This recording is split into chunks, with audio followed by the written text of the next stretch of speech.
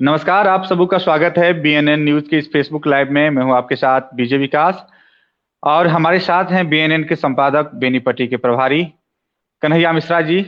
और जो आज हम लोग का विषय है, लाइव आने का प्रयोजन है। बहुत कम ऐसे मौके होते हैं जब हम भी लाइव आते हैं, साथ में कन्हैया जी भी जुड़ते हैं। क्योंकि मोहम्मदपुर कांड जो कि पिछले दिनों मार्च की घटना थी, 29 मार्च की घटना थी, होली के दिन मोहम्मदपुर कांड हुआ था, जो कि पूरे बिहार की राजनीतिक सरगर्मी को तेज कर चुकी थी। तमाम नेता, प्रतिपक्ष तेजस्वी यादव हो या पक्ष के नेता हो, सब लोगों की बयानबाजी इसमें देखने के लिए मिली। क्योंकि घटना का अगर हम संक्षेप में बात करें तो 29 मार्च की यह घटना थी और दो पक्षों का वर्चस्व की लड़ाई भी कह सकते हैं। और तालाब को लेकर के विवाद बाद में बताया गया, जिसमें लोगों की जान गई, घायल भी हैं। अभी एकमात्र घायल का इलाज भी चल रहा है, उनकी स्थिति नाजुक अभी भी बनी ही हुई है। जमकर राजनीति हुई थी। घटना के 3 दिन बाद मीडिया में ये खबरें इस तरह की सुर्खियां बनी थी कि बिहारी नहीं बल्कि यहाँ पर नेशनल लेवल पे इस खबर की चर्चा हुई थी, इस घटना की चर्चा हुई थी। और इस मामले में एफआईआर की अगर मैं बात करूं तो शुरुआती दौर में फर्द बयान के आधार पर 35 लोगों पर एफआईआर दर्ज की गई थी, जिसमें बाद में पता चला था कि एक ही नाम के दो व्यक्ति, एक ही व्यक्ति का दो नाम एफआईआर में दर्ज है। उसमें से फिर एक को घटाया गया, जिसके बाद आंकड़ा ये घट करके 34 पे आ गया था। और अब जो लाइव जो आए हैं वो आंकड़ा का ही खेल है, क्योंकि आपने टाइटल में देखा होगा कि मोहम्मदपुर कांड को 50 से अधिक लोगों ने मिलकर दिया अंजाम। ऐसा सवाल क्यों है? इस पर आगे होने वाली संभावना क्या है और पीछे क्या हुआ है घटना के बाद, 29 मार्च के बाद से और अब तक, इन सारी बातों और सारे विषयों पर कन्हैया जी, लाइट ऑन करो तुम, शुभम लाइट ऑन। तो कन्हैया जी सारा विस्तृत रूप से हम लोग को बताएंगे। और जहां तक आंकड़ा की बात है, मैं संक्षेप में पहले बता दूं आंकड़ों की बात। तो 35 लोगों पे एफआईआर हुआ था, घट करके 34 आ गया था। उसके बाद पुलिस ने अपने इन्वेस्टिगेशन के आधार पर कुछ लोगों का नाम जोड़ा, जो जब जोड़ के अब 40 हो चुका है। वहीं स्वीकारोक्ति बयान की बात करें तो उसमें तकरीबन 1 दर्जन से अधिक लोगों का नाम बताया जा रहा है, जो कि मुख्य अभियुक्त प्रवीण झा के द्वारा लिया गया है। ठीक है। तो कुल मिलाकर के जो आंकड़े की बात जा रही है अभियुक्तों की, आरोपियों की, वो 50 से अधिक क्रॉस कर जा रही है। जबकि जो लोग अब हताहत हुए, जिन लोगों की जान गई इस कांड में, मोहम्मदपुर कांड में, उनमें लोगों का बयान था मौत से 4 घंटे पहले, 10 घंटे पहले, जो अस्पताल में इलाज कर रहे थे, कि 20 से 25 लोगों ने घटना को अंजाम दिया था, हमला किया था। जो कि अब आंकड़ा पुलिस के अनुसंधान में, वैज्ञानिक अनुसंधान में, पोस्टमार्टम रिपोर्ट, साक्ष्यों के अनुसार और जो विभिन्न तरह की जांच होती है पुलिस प्रशासन की, उसके आधार पर यह आंकड़ा 50 से अधिक क्रॉस करता हुआ नजर आ रहा है। कन्हैया जी। बीएनएन के तमाम दर्शकों का हम स्वागत कर रहे हैं। और आज का मुद्दा विकास ने पहले ही बताया था कि आज हम मोहम्मदपुर घटना जो 29 मार्च को घटी थी, बेनीपट्टी के लिए कलंक साबित हुआ था, आज हम उसी कलंक पर बात करेंगे और जानेंगे कि अब तक इस केस में क्या प्रगति हुई है। तो विकास, हम बता रहे हैं कि आपको कि सबसे पहली बात है कि बेनीपट्टी पुलिस मोहम्मदपुर कांड को लेकर जी चार्जशीट दायर कर चुकी है कोर्ट में। अब कोर्ट को यह तय करना है और इसी चार्जशीट के आधार पर जी अब केस में जो दोषी होंगे उन पर सजा पर विचार किया जाएगा, सजा दी जाएगी। लेकिन इन सब के बीच में एक चीज की हम चर्चा करना चाहेंगे, जो घटना होने के बाद से लगातार एक राजनीतिक व्यक्ति का नाम उछाला गया, विनोद नारायण झा का। पुलिस की चार्जशीट हमने जी, देखी है, बेनीपट्टी विधायक विनोद नारायण झा का। जी। एफआईआर भी हमने देखा है, क्योंकि एफआईआर राम नारायण सिंह के द्वारा दर्ज कराया गया था। एफआईआर की कॉपी में कहीं भी भारतीय जनता पार्टी के विधायक की कहीं कोई चर्चा नहीं है, ना ही उनकी कहीं संलिप्तता जताई गई है। हालांकि पुलिस ने जी साजिश के को मानते हुए 120(b) सेक्शन लगाया हुआ था। चलिए अब हम इसे आगे बढ़ते हैं। जब हम पुलिस की चार्जशीट देखे हैं तो पुलिस की चार्जशीट में ऐसा कहीं कोई विनोद नारायण झा ही नहीं, उनके साथ एक और व्यक्ति का नाम उछाला गया था कुछ राजनीतिक दलों के नेताओं के द्वारा। किसी का भी इसमें अब तक संलिप्तता नहीं पाई गई है। लेकिन ये घटना जो हुई, घटना के बाद पुलिस का अनुसंधान हुआ, पुलिस ने चार्जशीट की, इसमें कई ऐसे पेच हैं जो अब तक मेरे ख्याल से इसका जवाब देना होगा और जवाब होगा। क्योंकि सबसे पहला मेरा सवाल यह है, जब घटना जी हुई उस समय वेपन का इस्तेमाल किया गया पुलिस के द्वारा अब तक। हालांकि बहुत सारे अपराधी या कहले या आरोपी कहले, हम अभी आरोपी ही कहेंगे क्योंकि कोर्ट को तय करना है कि कौन दोषी है और कौन निर्दोष है। तो अभी तक एक भी वेपन जो इस्तेमाल हुआ था इस घटना में, उसकी बरामदगी पुलिस के द्वारा अब तक नहीं की गई है। अब हम बरामदगी के बारे में बता रहे हैं, जो हमारे साथ जो दर्शक हैं जुड़े हुए हैं उनको हम बता दें कि घटना स्थल से बाइक, मोबाइल, दांत और कुछ रॉड बरामद किए गए थे, जिससे घटना को बताया गया था कि इस घटना को कारित किया गया था, नंबर 1। उसके बाद जब चार्जशीट दायर की गई, चार्जशीट दायर करने में हालांकि पुलिस ने चार्जशीट एक तरह आप कह सकते हैं कि चावल दाल सब्जी एक तरह मिला करके मिक्स करके कोर्ट को समर्पित कर दिया गया। पूरी तरह से विवादास्पद और संदेहास्पद ये चार्जशीट प्रतीत हो रहा है कन्हैया जी। जबकि ये मामला इतना बड़ा संगीन मामला था, इसमें पुलिस को एक एक आरोपी के विरुद्ध साक्ष्य संकलन कर बताना चाहिए था। खैर, ये पुलिस का अपना मामला है और इसी आधार पर कोर्ट तय करेगी कि दोषी कौन है। लेकिन अभी हम चर्चा इसलिए कर रहे हैं विकास कि इस पूरे घटना में लगातार राजनीति की गई और राजनीतिक व्यक्तियों का नाम उछाला गया, जबकि यह दुर्भाग्य था। इस तरह की बात नहीं होनी चाहिए थी उस समय भी, और हम आज भी यही कह रहे हैं कि घटना के जो भी दोषी हैं उन्हें सख्त से सख्त सजा दी जाए, ताकि तो कन्हैया जी बिल्कुल कन्हैया जी, जिस आधार पर स्वाभाविक है कि जो जब कोई बड़ी घटना घटती है, छोटी घटना आपराधिक घटनाएं रहती है तो वहां पे न्याय की उम्मीद की जाती है, लेकिन किस आधार पर अगर यहाँ पे 50 से अधिक लोगों को दोषी प्रतीत किया जा रहा है पुलिस प्रशासन के द्वारा, बाकायदा जिन 34 लोगों पर एफआईआर दर्ज की गई थी, उसके अलावा पुलिस इन्वेस्टिगेशन में 6 और लोगों को जोड़ा गया है। और जहां तक हम चार्जशीट की बात करें, हमारे हाथ में चार्जशीट की कॉपी है और उसमें तमाम लोगों का नाम लिखने के बाद एक लाइन पुलिस के द्वारा इसमें लिखा गया है कि 40 लोगों का नाम लिखने के बाद 40 लोग एवं अन्य 10-12 अन्य अज्ञात के विरुद्ध मामला सत्य पाया गया। और जो धारा की मैं बात कर रहा हूं वो धारा है यहाँ पे जो लगाया गया है पुलिस प्रशासन की तरफ से इन्वेस्टिगेशन के बाद। बाकायदा इसमें लिखा गया है कि वैज्ञानिक अनुसंधान के बाद, पोस्टमार्टम रिपोर्ट आने के बाद, कांड के जो प्रत्यक्षदर्शी थे उनसे बयान लेने के बाद, इतना दिन के बाद पुलिस तमाम जितने भी लोग आरोपी हैं, 40 तो श्योर हैं, 40 को पुलिस ने और आरोपी और अपराधी बना दिया है, वो अब आरोपी नहीं रह गए। ये पुलिस का इन्वेस्टिगेशन कर रहा है। अगर बेनीपट्टी पुलिस को इस केस के आयु का अगर आज जजमेंट का अगर अधिकार दे दिया जाए तो तमाम लोग दोषी हो जाएंगे, तमाम लोगों को सजा मिलनी तय है। और जिन लोगों को जहां तक धारा की बात है, आपने ये भी कहा है कि जिन लोगों को शामिल किया गया है, आमतौर पर तमाम चार्जशीट में ये देखा जाता है कि अपराध की प्रकृति और प्रवृत्ति सब चीजों की चर्चा रहती है, उसमें जिक्र रहता है कि कोई अपराधी की संलिप्तता किस तरह की रही है, किसने फोन पर लाइजनिंग की, किसने बाइक चलाया, किसने गोली चलाई, किसने तलवार उठाया, किसने मार शुरुआत की, यहाँ तक कि पान दुकान से गुटखा खरीदने का विवाद भी इसमें जिक्र में आया था, बाद में तालाब का मामला जोड़ा गया। और जितने भी लोगों का नाम कन्हैया जी बताया जा रहा है, सभी लोगों के साथ सामूहिक रूप से धारा 147, 48, 49, 341, 323, 324, 325, 326, 307, 302, 212, 420, 467, 120 बी और 27 आर्म्स एक्ट को समर्पित करता हूं, ऐसा कोर्ट में बताया गया है। सबसे बड़ा चीज कि आर्म्स एक्ट की जहां तक बात है वो भी इसमें संलिप्त है। तमाम धारों को अगर विस्तृत रूप से डिस्कशन करें तो कुछ लंबा चला जाएगा हमारा लाइव का डिस्कशन। लेकिन आर्म्स एक्ट एक नॉर्मल आर्म्स एक्ट जो सब समझते हैं कि जिनके घर पर अवैध हथियार रहते हैं, गैर लाइसेंसी हथियार रहते हैं, उनके अगेंस्ट आमतौर पर आर्म्स एक्ट लगाया जाता है। लेकिन पुलिस यहां तमाम 40 लोगों पर आर्म्स एक्ट लगाते हुए नजर आ रही है। सबसे बड़ा संदेहास्पद चीज ये है, हम पुलिस इन्वेस्टिगेशन को प्रभावित नहीं कर सकते हैं।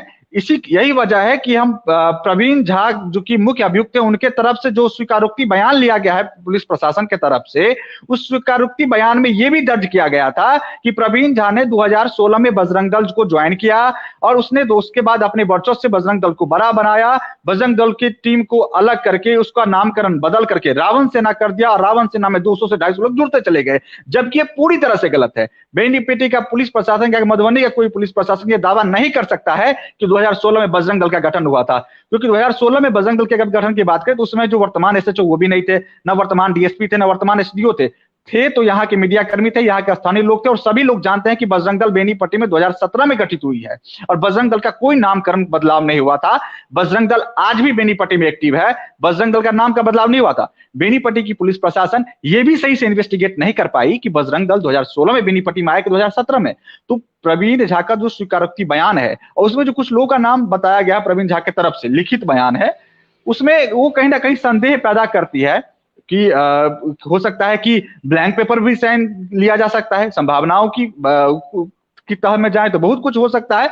ये आप तय पर जाने की बात है, क्योंकि ठीक है अगर प्रवीण झा ने नाम लिया तो एक होता है कि अवधारणा से भी, एक होता है दुश्मनी से भी। ये नहीं है कि उन्होंने अपराध करने के बाद उनके दिमाग में ये ना रहे कि मैं दूसरे को फंसा दूं। ले भी सकते हैं, बिना अपराध के भी दूसरों का नाम ले सकते हैं, इसकी भी संभावना है। लेकिन जिस तरह से प्रवीण झा के स्वीकारोक्ति बयान में एक तथ्य आमतौर पर देखा गया कि बजरंग दल 2016 में बेनीपट्टी में आई और बजरंग दल का नाम बदल कर प्रवीण झा ने रावण सेना कर दिया। बेनीपट्टी का बच्चा से लेकर बुजुर्ग जो बेनीपट्टी में पिछले दशकों में या पिछले 5-7 सालों में एक्टिव रहे हैं, उनको इस बात की कहीं पे जानकारी नहीं है। बजरंग दल 2017 में आया है, पत्रकार के तौर पर आप भी इस बात से अवगत हैं और मैं भी अवगत हूं। बेनीपट्टी प्रशासन का ये स्वीकारोक्ति बयान कहीं ना कहीं सवालों के घेरे में है। और जहां तक बात हम चार्जशीट की बात करें तो चार्जशीट में जिस तरह से एक एक करके नाम बताया गया है, उसमें आयोग की तरफ से लास्ट का जो वर्ड कॉन्फिडेंस ये लिखा गया है कि तमाम इन लोगों के विरुद्ध इन धाराओं में मामला सत्य पाया गया है। इसका मतलब यह है कि 50 से तकरीबन हम तो 54 लोग का नाम लेंगे। 40 पुलिस की तरफ से जो अभियुक्त बनाए गए हैं, 34+6 पुलिस की इन्वेस्टिगेशन में 6 की संख्या बढ़ी तो 40 हो गए। और स्वीकारोक्ति बयान का सिर्फ अगर हम आंकड़ा ले लेकर नहीं आजी तो 54 लोग हैं, यानी 54 लोग शूटर हो गए। 54 लोग जाकर के मोहम्मदपुर में जाकर के घटना को अंजाम दे दिए। हमारी संवेदना परिजनों से है, हमारी संवेदना उन परिवार से है जिन्होंने अपना बेटा, जिन्होंने अपना पति खोया है। लेकिन पुलिस प्रशासन का जो जांच है ये पूरी तरह से विवादास्पद है, संदेहास्पद है, क्योंकि ये संभव ही नहीं है कि 54 लोग जाकर के वहां पे शूटर हो जाए और 54 लोग के खिलाफ कॉमन धारा लगाई जाए। हो सकता है 54 में 4 लोग संलिप्त हो या दूसरा उनका प्रवृत्ति, अपराध की प्रवृत्ति अलग हो, साथ देने की प्रवृत्ति अलग हो, उन पे धारा कम लग सकती थी। लेकिन इस तरह से एक तरह से कह सकते हैं कि लीपा पोती, आपने बहुत अच्छा शब्द का इस्तेमाल किया था कि सब कुछ एक साथ को समेट करके रख दिया गया है, उसमें कुछ क्लियर ही दिखता हुआ नजर नहीं आ रहा है। तो ऐसी स्थिति में जब तक केस डायरी नहीं आता है और इतना विलंब हो रहा है, पिछले तकरीबन 15 दिनों से चार्जशीट आने की बात चल रही थी, चार्जशीट अब 2 दिन पहले निकल करके सामने आया है, उससे पहले स्वीकारोक्ति बयान भी आया था, दोनों संदेहास्पद प्रतीत हो रहा है। ऐसी स्थिति में न्याय के लिए जो लोग उम्मीद लगा बैठे हैं, जो महिलाएं हैं जिनके बच्चे 18 साल 20 साल 22 साल के बच्चे हैं, जो अपने बच्चों को निर्दोष बता रहे हैं, वो भी कहीं ना कहीं अब इस तरह से डर समय महसूस कर रहे होंगे, क्योंकि जितने भी एफआईआर दर्ज हुए, जितने भी लोग जुड़े गए, तमाम को इस मामले में दोषी बेनीपट्टी पुलिस प्रशासन इन्वेस्टिगेशन में करार दे चुकी है। कन्हैया जी। हाँ, बात आप बिल्कुल सही कह रहे हैं विकास। ये मामला छोटी मोटी घटना भी नहीं थी, घटना बहुत बड़ी घटना थी। और हमने अपने इतने वर्षों के अनुभव के में इस तरह की घटना बेनीपट्टी में कम से कम नहीं देखा था, जो 29 मार्च को देखना पड़ा। रही बात पुलिस की, तो पुलिस की भूमिका पर अभी हम सवाल नहीं खड़ा करेंगे, क्योंकि अभी पूरी तथ्य सामने आना बाकी है। मेरा प्रयास होगा कि जो भी इस घटना के पीड़ित हैं, जिन्होंने अपने बच्चों को खोया है, जिन्होंने अपने पति को खोया है, जिन्होंने अपने पिता को खोया है, सबसे पहले उन तक इंसाफ पहुंचाना। और आज हम या और आप बैठे हैं सिर्फ इसीलिए कि हम उन तक अपनी आवाज पहुंचा सके और उन्हें इंसाफ मिले। लेकिन इंसाफ क्यों, कब, ये अभी इसका जवाब देना पुलिस को बाकी है। हम अन्य कागजातों पर भी गौर कर रहे हैं, ध्यान दे रहे हैं कि आखिर इसमें क्या है। और एक चीज हम और अपडेट कर दे विकास, जिस तालाब के लिए इतनी हाई तौबा मच रही थी कि वो तालाब है ये पट्टा वाली, ये बात भी जहां तक हमारे सोर्स हैं उसका मानना है कि यह तालाब जो है इसका कोई कागजात अभी तक नहीं है। और यह संभवतः जो हमारे सोर्स बता रहे हैं उसके अनुसार यह तालाब सैरात का है, सरकारी तालाब था, जिसको इतना बड़ा मुद्दा बनाया गया। खैर, इस केस का अपडेट अभी तक यही है कि पुलिस के द्वारा चार्जशीट दायर की गई है और चार्जशीट में कहीं भी किसी भी पॉलिटिकली व्यक्ति का नाम शामिल नहीं है। विकास।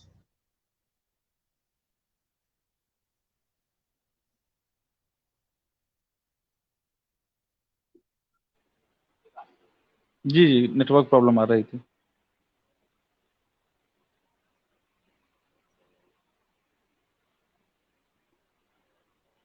हाँ कन्हैया जी। नेटवर्क प्रॉब्लम बार बार आ रही है।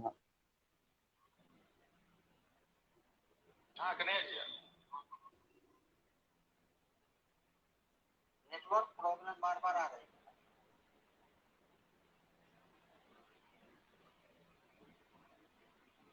तो हम अपने तमाम दर्शकों को बता दें कि जो कांड था, मोहम्मदपुर का कांड था, हाई प्रोफाइल कांड था, 29 मार्च को इस घटना को अंजाम दिया गया था।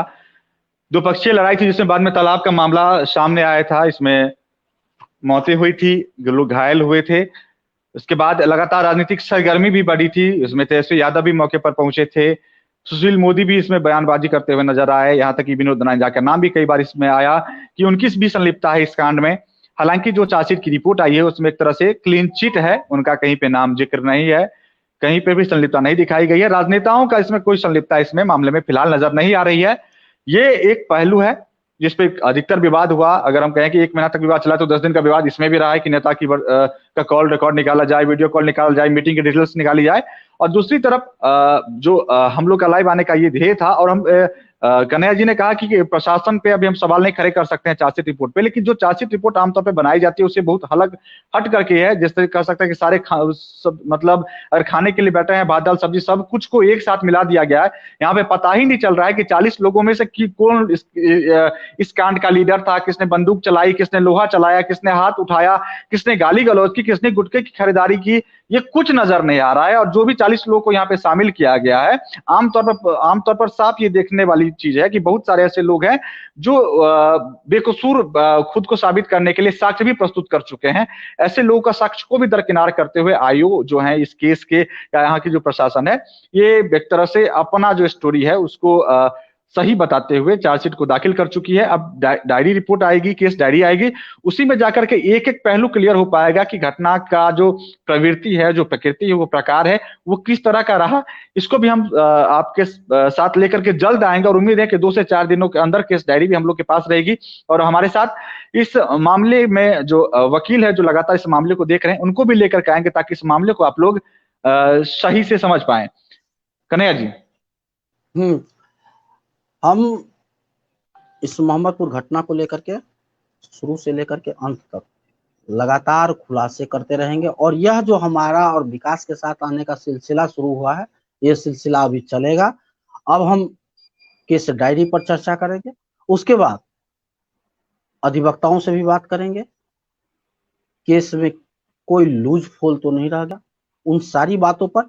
फिलहाल आज हम इस लाइव को यहीं विराम दे रहे हैं, और जाते जाते सिर्फ इतना कहेंगे कि बीएनएन के साथ आप बने रहिए। हम इस केस की हर एक पहलू को, जो पुलिस की नजर से छूट भी जाएगी अगर, तो हम आपके बीच में रखेंगे, ताकि जो भी पीड़ित है उसको इंसाफ दी जा सके। तब तक के लिए आप बीएनएन से जुड़े रहें। बहुत बहुत धन्यवाद। शुभ संध्या।